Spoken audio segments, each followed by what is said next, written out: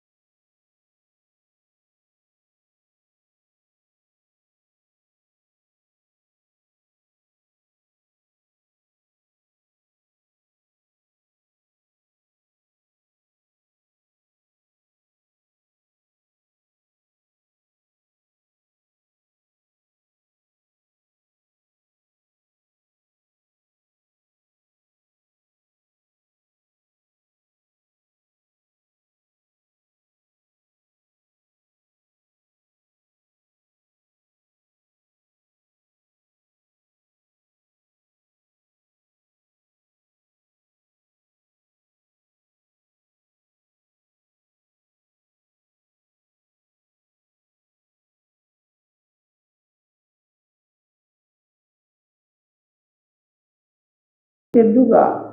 Betapa banyak dulu perang di Aceh, disebut Kampung Keramat, disebut Kampung Mulia. Kenapa? Karena bom itu tidak meledak, tidak meletus.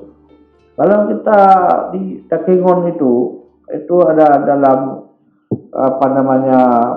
Danau Laut Tawar. Katanya bom perang dunia itu dahsyat sekali di sana, besar sekali, belum meledak. Jadi Aceh itu kita kenal banyak sekali bom itu meriam yang jatah meledak tidak meledak. Banyak orang Aceh itu pelaut menggergaji dia, mengambil misiunya untuk meledakkan ikan. Tapi apa yang terjadi? Mereka meledak. Berarti masih aktif itu. Jadi kenapa tidak meledak itu? Sampai diberi nama Kampung Keramat, tidak meledak, tidak jatuh, tidak makan korban. Juga betapa banyak dahsyat dalam perang-perang lain semuanya itu tidak semuanya aktif, efektif. Kenapa itu? Karena ada doa. Doa di situ dianggap itulah yang melindungi. Kalau tidak, bagaimana? Dengan banyak dahsyatnya bom tadi, sudah mati semualah. Kadang-kadang orang Aceh dengan diperang oleh Belanda dan sebagainya, dengan meriam-meriam pasti terisa, sebenarnya Aceh sudah habis. Itu karena doa tadi itu bisa pertama meminimkan itu korban yang sebetulnya sudah kena tapi tidak kena. Jadi ini di sini mungkin dipahami.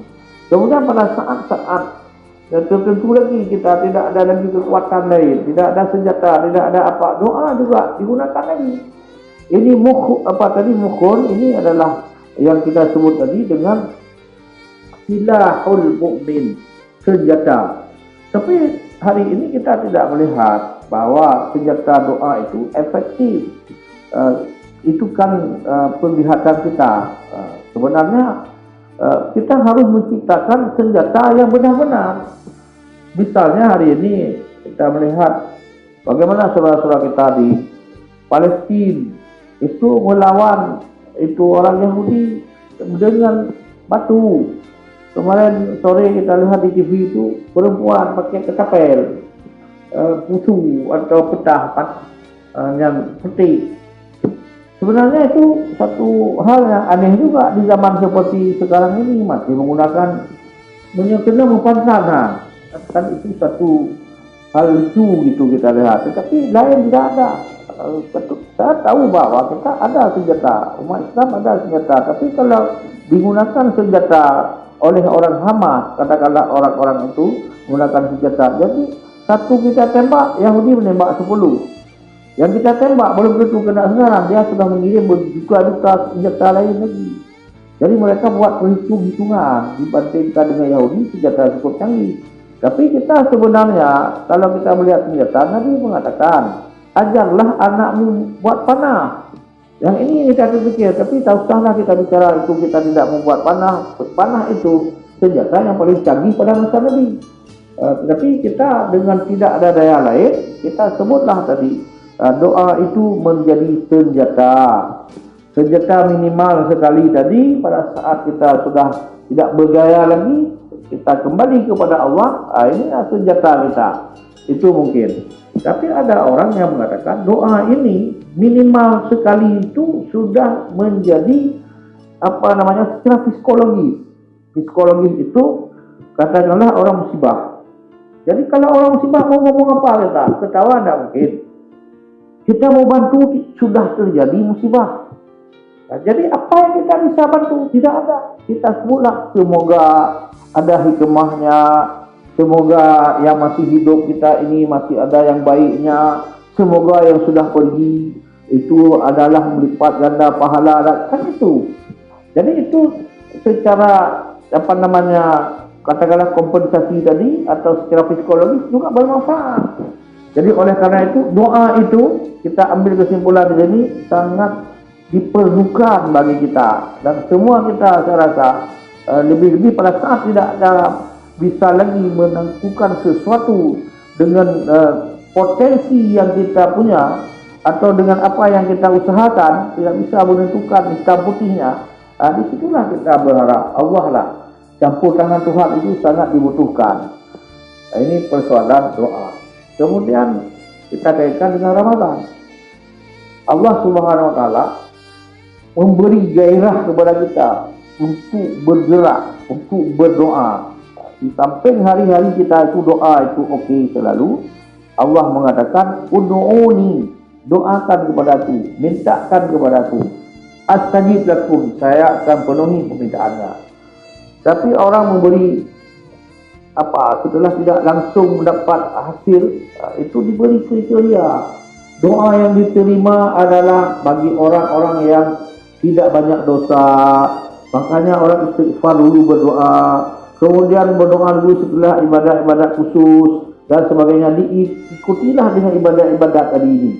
Katakanlah ibadat Jumaat, itu setelah ibadat Jumaat, malamnya ibadat itu, situlah pada saat kita bersih berdoalah kita. Kemudian ibadat puasa, puasa ini diberi hak untuk kita, diberi kesempatan kelebihan untuk menerima doa, disebut dengan mustajabah doa. Kemudian itu ibadat lain lagi, haji. Haji yang paling puncaknya dikatakan doa paling diterima oleh Allah, iaitu pada saat kita berada di Arafah. Yang itu di samping doa kita sendiri, tapi di situ menurut informasi dari hadis-hadis Nabi menyebutkan para malaikat turun. Ini yang luar biasa. Bulan puasa juga menurut berita malaikat turun. Jadi turun malaikat itu kalau di Arafah, turun dari langit semuanya, kosong langit, aras kosong. Jenis malaikat biasa hari-hari di bumi mungkin setingkat prajurit malaikat. Seperti biasa-biasa, tentera, keliaran biasa-biasa. Jenderal-jenderalnya kapan-kapan turun. Dan jenderalnya sedikit. Jenderal itu kecuali mungkin di kabupaten kota jarang, ada di provinsi ada. Tapi di Jakarta ramai jenderal, itu pun sudah ada tingkat-tingkat. Juga bersama Allah di arah sana ada jenderal-jenderal malaikat, ada keterbatasan. Jumlahnya, pengawal dan sebagainya, penjaga dan segala seluruh sudah ada tugas masing-masing malaikat itu. Nah, jadi pada saat Arafah diperintah turun semua kalian. Bergabunglah kepada jamaah haji. Hamba-Ku yang sudah meninggal kampungnya, sudah ikhlas pergi untuk Allah, untuk Arafah, untuk mendapatkan tiket lagi. Turun kalian ke sana. Yang pertama menyaksikan, saya kasih hadiah kepada mereka tiket haji. Yang kedua, saya akan menerima doa. Tolong bantu mendoakan mereka, beristighfar untuk mereka dan segalanya. Ini tempat tadi. Tempatnya di Arafah juga berkaitan dengan waktu. Di samping tempat berkaitan dengan waktu berada kita di Arafah saja.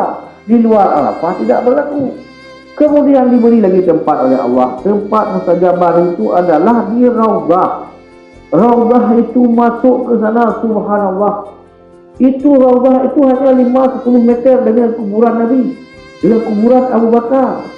Dan di Raudhah itu berebut-rebut, dijaga ketat. Itu ada waktu yang boleh masuk dan tidaknya itu. Jadi salatnya saja sambil berdiri situ. Bisa sambil berdiri, tidak ada tempat sujud karena orang berebut Raudhah itu. Hanya beberapa tempat yang disebut oleh Nabi, ini tempat menerima doa, terima taubat, doa semuanya diterima di situ. Jadi di situlah karena Nabi menggesa tadi, memberi harapan, memberi semangat, berbondong-bondong di tempat yang sangat kecil itu. Mungkin tempatnya 3x3 meter atau 4 meter dan sekitarnya itu rendah mana Raudhah, dan uang sebesar ini berebut-rebut. Tak tahu lagi orang sujud di sana, tak jelas sujudnya lagi. Ditangkap polisi, tarik karena sudah tidak bisa lagi, tidak mau dengar. Itu yang lain di luar kawasan ini malah kapan-kapan dipagar wilayah ini. Dipagar, dicari terpal itu atau tirai terpal. Yang lain sudah di luar. Di lain pun di luar menunggu. Yang di sana juga berdoa, ya Rasulullah, saya tidak bisa masuk ke kawasan ini. Saya sudah dibatasi oleh ini. Tolong ya Rasul terima salamku. Tolong ya Rasul sampaikan kepada Allah terima doaku. Ya Allah subhanallah. Itu kenapa? Karena yakin sekali dengan hadis Nabi itu bahwa tempat itu tempat yang luar biasa. Jadi itu contoh berbondong-bondong awal hari ini ikut umrah, ikut semuanya, lari ke sana dengan biaya puluhan juta hari ini. Sekitar 20 sampai 30 juta pergi umrah. Jadi itu mau haji juga biaya hampir seperti itu. Dapat mencari Raudhah. Kemudian kenapa juga di Mekah dan yang ada di Ka'bah, sekitar Ka'bah, kemudian Ka'bah sekitar Ka'bah berdoa sampai baca semuanya doa terus. Kemudian pada saat sa'i safar itu, sa'i juga dia berdoa terus. Mulut kami terus berdoa. Kemudian di situ ada makam Ibrahim atau Hijr Ismail di situ lagi. Itu berebut-rebut orang, ya subhanallah, itu sujud pun di atas pantat orang sujud sampai bersalat, sampai berdoa. Ini karena yakin sekali diberi tempatnya itu. Kalau waktu tadi di Arafah, waktu dengan tempat ada di Arafah, tempatnya itu berada di Hijr Ismail, hanya 5 meter atau 10 meter daripada Ka'bah. Hanya tempat makam Ibrahim dan Hijr Ismail, anaknya Ismail dan Hijrnya itu, Hijr Ismail dengan makam Ibrahim di samping dari di Madinah sana. Maka berbondong-bondong orang pergi umrah, wajib juga pergi ke kuburan Nabi.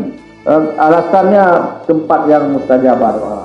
Kembali kita sekarang kepada yang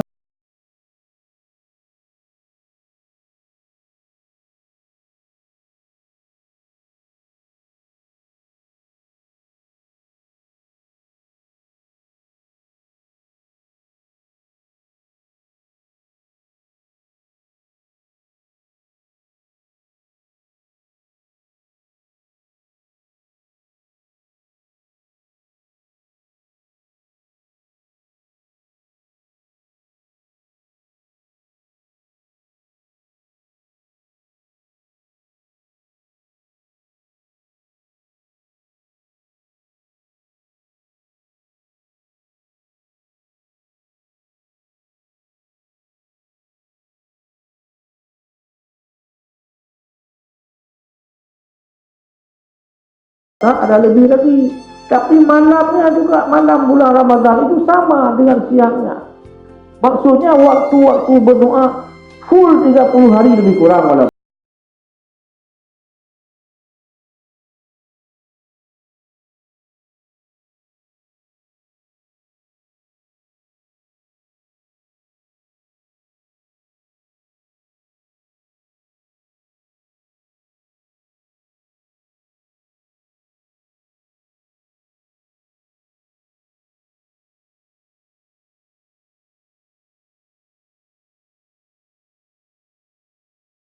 Doa tadi di sampai tempat tadi, dibagi kita ini yang tidak sampai ke tempat yang luar biasa tadi, kita dibolehkan berdoa antara waktu azan dan waktu qamat. Waktu azan dan qamat itu waktu salat dulu 2 rakaat, kemudian kita berdoa cepat di situ, ambil waktunya di situ. Kemudian pada saat khatib duduk dan doa khutbah itu hanya detik, mungkin menit, 1 menit duduk itu, 1 menit. Tapi kita gunakan itu. Bagaimana kita gunakan? Itu adalah waktu-waktu. Kemudian bagi kita yang mungkin sejak pemerintah kena atau tidak jelas, mesti ingatkan ke gedung khatib, panjang gedung, tak tahu kita. Kemudian juga datang ke tempat azan, kita tidak jelas di mana, di jalan itu memang ada kebiasaan kita telat datang. Jadi sudahlah itu. Tapi bulan Ramadan siangnya, malamnya gunakan. Tapi kalau mau yang paling kecil lagi waktunya, tunggulah Lailatul Qadar. Allah di mana Lailatul Qadar itu? Tengah malam dibuat prediksi, tengah malam. Kemudian dia malam ganjil, kemudian di atas 20. Itulah kita lihat bagaimana orang yang sudah serius itu disebutlah dengan Qiyamul Lail. Jadi Qiyamul Lail kita lihat di Banda Aceh itu ada beberapa tempat yang sudah populer, termasuklah di Masjid Lamprit. Itu pada saat 20 terakhir itu mereka itu menyisir habis itu, tidak ada lagi waktu yang tersisa. Malam itu 20 itu diborong semua. Dan kita lihat di Malaysia, di tempat-tempat lain itu orang bersahaja sekali menjaga waktu Lailatul Qadar itu. Tidak bisa lari ke mana itu. Coba bayangkan, jangan hitung ini malam ganjil kita. Jangan malam ganjil kita malam genap di orang. Malam genap di orang, ganjil kita tidak tahu zigzag itu. Jadi tak usah hitung begitu. Kita cari saja itu waktunya adalah habis 20. Mulai 19 lah, 19 sudah kita, jangan biarkan lagi itu malam-malamnya. Jangan ada waktu kita tidur di tengah malam. Kita boleh tidur nanti cancel tidurnya ke pagi atau kapan, atau itulah waktu-waktu menjaga itu. Kalau kita mahu waktu mustajabah doa yang sangat spesial, yang dijamin lagi konkret doanya langsung. Tapi kembali lagi, selama Ramadan Allah sudah menjanjikan doa anak Adam, doa umat Muhammad di bulan Ramadan itu semuanya sama mustajabah. Tetapi kita kan tadi mau yang istimewa, mau yang lebih. Kalau mau lebih seperti itu harus siap kita menjaga waktu-waktu lebih.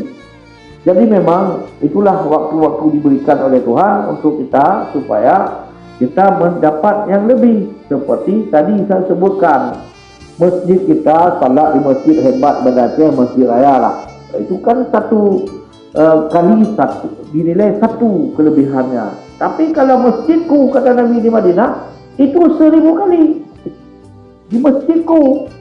Kemudian kecuali lagi di masjid haram, masjid Mekah Mukarramah, ini 100 kali dari masjidku, berarti 100.000 kali. Luar biasa itu. Apanya? Ibadatnya, doanya, semuanya. Tidak ada kecuali istighfar kita, semuanya itu dikalikan 100.000 kali. Itulah yang disebut tadi istimewa. Ini kalau Lailatul Qadar itu bernama alfi syahrin, 1000 bulan. Luar biasa itu. Jadi doa pun makbul, otomatis diterima oleh Allah. Sekarang pertanyaannya, apa yang kita doakan? Apa yang diberikan oleh Allah? Jadi semua yang kita sampaikan itu, baik bentuk ibadat tadi maupun doa-doa kita, tidak ada sia-sia. Ibadat kita sekecil apapun akan kita lihat hasilnya. Doa kita akan dapat hasilnya, tidak di dunia sekarang, Tuhan akan memberi nanti pada saat kita tidak berdoa, pada saat lain yang tidak sesuai dengan kondisi yang pada hari kita berdoa. Itu di dunia ini. Tapi kalau nanti di dunia tidak sempurna, itu akan di-cancel, akan ditunda, akan digabung oleh Allah pada saat kita berada di alam barzakh. Apakah di alam barzakh itu alam kubur, atau nanti pada hari balasan, atau dalam alam barzakh pada saat kita itu antara alam kubur dengan alam bangkit nanti, itu alam barzakh juga. Jadi doa-doa kita tidak ada sia-sia. Jangan kita berputus asa dengan kita. Kalau kita tidak melihat hari ini, pasti ada lain diberikan oleh Allah yang lebih bermanfaat, yang sesuai dengan kondisi, sesuai dengan kebutuhan kita. Kalau kita misalnya hari ini diberikan songsin salabin, semua orang tidak mau bekerja apa lagi, doa terus. Jadi ini kita doa tetap diteruskan. Kemudian usaha tidak boleh kendor. Usaha nomor 1, doa nomor 2 tadi. Mudah-mudahan apa yang kita sampaikan ini ada manfaat, dan doa-doa kita betul tidak sia-sia, menjadi ibadah, bahagian kelengkapan ibadah kita yang disebut doa itu mukhun ibadah. Doa itu adalah sebagai senjata orang mukmin. Bulan inilah bulan mustajabah doa, dihadirkan oleh Allah khusus untuk umat Nabi Muhammad sallallahu alaihi wasallam. Mudah-mudahan apa kami sampaikan ini ada manfaatnya. Terima kasih kepada pemirsa sekalian atas perhatiannya. Wassalamualaikum warahmatullahi wabarakatuh.